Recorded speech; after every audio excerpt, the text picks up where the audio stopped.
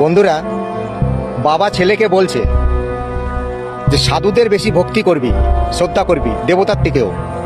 বলছে বলো কি বাবা, তাহলে দেবতার থেকে কি সাধুরা বড় হয়ে গেল? বলছে নিশ্চয়, তুই আমার গল্পটা শোন, তাইলে বুঝতে পারবি।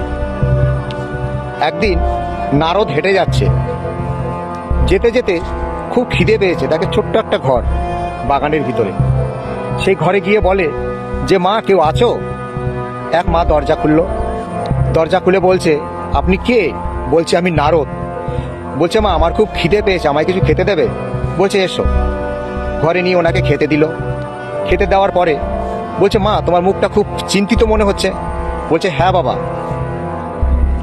আমার একটা পুত্র সন্তান নেই, আমার মা ডাক শুনতে খুব ইচ্ছে। তুমি দেখো না, তুমি তো বৈকুণ্ঠে থাকো, তুমি নারায়ণকে বলে দেখো না যদি আমার একটা পুত্র সন্তান হয়। বলছে ঠিক আছে মা, আমি তোমার কথা বলবো তাকে। বৈকুণ্ঠে গিয়ে নারায়ণকে বলছে যে এরকমভাবে কুটির এক দুঃখিনী মা থাকে, তার একটা পুত্র সন্তান নেই, সন্তানের জন্য খুব আফসোস, দেখুন না তার পুত্র সন্তান আছে কিনা। নারায়ণ বলছে নারদ, এই জন্ম মা ডাক শুনতে পারবে না, ওর পুত্র সন্তান নেই। নারদ গিয়ে বলল হ্যাঁ মা আমি গিয়েছিলাম, নারায়ণ বলেছে তুমি এই জন্মে মা ডাক শুনতে পাবে না, এই জন্মে তোমার সন্তান নেই। ভগবান বলেছে ঠিক 1 বৎসর পরে এক সাধু ওইখান দিয়ে যাচ্ছে, যেতে যেতে উনি খুব খিদে পেয়েছে, রাস্তা দিয়ে যাচ্ছে আর বলছে মা আমায় কেউ কিছু খেতে দেবে, মা আমায় কেউ কিছু খেতে দেবে। এই কথা শুনে উনি দরজাতে দাঁড়িয়েছিল, দিয়ে বলছে মা তুমি এসো, বাবা তুমি এসো। ওনাকে ভিতরে নিয়ে আদর যত্ন করে খেতে দিল।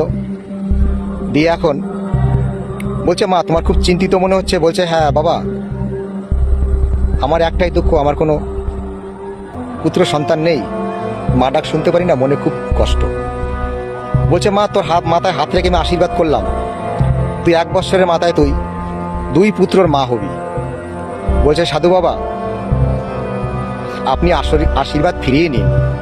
বলছে কেন? নারায়ণ নিজে বলেছে আমার কোনো পুত্র সন্তান নেই। বলছে কে কি বলেছে সেইটা আমি জানি না, আমি বলেছি তোর হবে। ঠিক 1 বৎসর পরে 2 পুত্র সন্তান ফুটফুটে খেলা করছে। ওইখান দিয়ে আবার কোনো কারণে নারদ যাচ্ছিল, যেতে যেতে চিন্তা করলো যে দুঃখিনী মায়ের বাড়ি একটু ঘুরে আসি।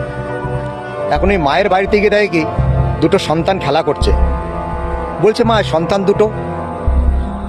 বলছে হ্যাঁ সন্তান 2 সাধু বাবা আমাকে আশীর্বাদ দিয়েছিল, তারপরে সন্তান 2 হয়েছে। তুমি তো আমায় বলেছিলে কোনো সন্তান নেই। বলছে মা তোমার কথা আমি পরে শুনবো, আগে আমি যাই।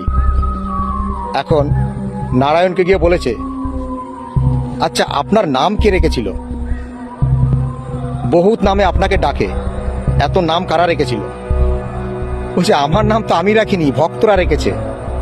বলছে ভুল করেছে, তুমি মিথ্যেবাদী, আমি আজকে একটা নাম দিলাম তো মিথ্যেবাদী। বলছে কেন কি হয়েছে নারদ বলো। বলছে তুমি বলেছিলে ওই মায়ের পুত্র সন্তান নেই, একটা সাধু বাবার আশীর্বাদে 2 পুত্র সন্তান হয়েছে, আপনি এত বড় মিথ্যে কথা কেন বললেন? বলছে তোমার প্রশ্নের উত্তর আমি পরে দেব, কিন্তু আমার মনে খুব ইচ্ছে হয়েছে জানো, আমি নর মাংস খাবো। তুমি আমার ইচ্ছেটা পূরণ করো, তারপর তোমার উত্তর আমি দিচ্ছি। তুমি এই থালাটা নাও আর এই ছুরিটা নাও, 7 দিন তোমায় টাইম দিলাম, এই 7 দিনের ভিতরে তোমায় মাংস খাওয়াবে। এখন সব দেবতাদের কাছে ঘুরেছে, কেউ মাংস দিতে চায় না, অসম্ভব, এটা হতেই পারে না। আর কে দেবে? কোনো দেহের থেকে মাংস কেটে দিলে সে বাঁচে? পায়নি। এখন নারায়ণের কাছে গিয়ে বলেছে সম্ভব না, কেউ দেয়নি। বলছেন আরো দেবে, যে সাধু বাবা আশীর্বাদ দিয়েছিল না ওই বুড়িমাকে, তার কাছে যাও, সে দেবে।